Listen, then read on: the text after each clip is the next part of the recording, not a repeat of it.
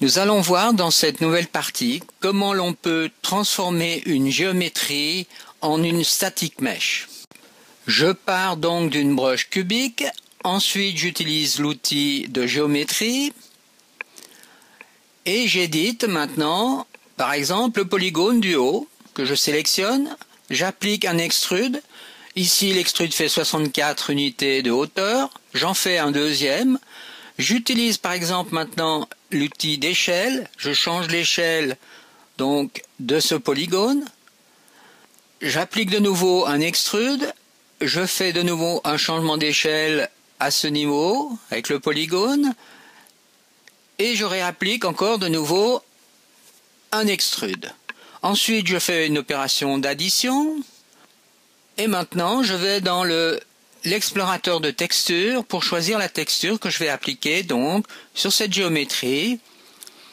Pour cela maintenant je vais sélectionner toutes les surfaces adjacentes et j'applique le matériel. Il va falloir maintenant bien sûr adapter la matière sur les différentes faces de cette colonne. Alors je vais dans surface propriété.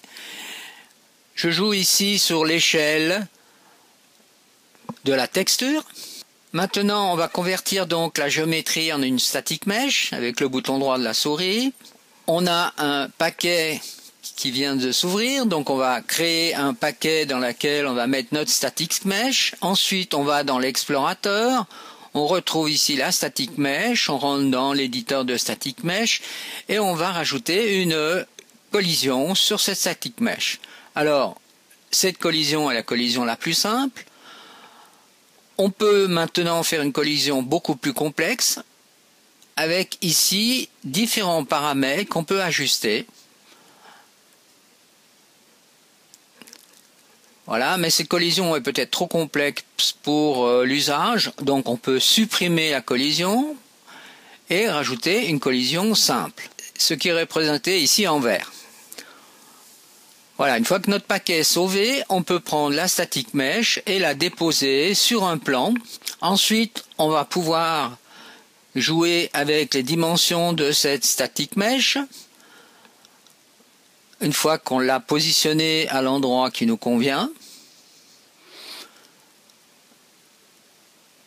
Vous avez donc en bas ici la possibilité de changer l'échelle des trois axes séparément ou bien l'échelle globale.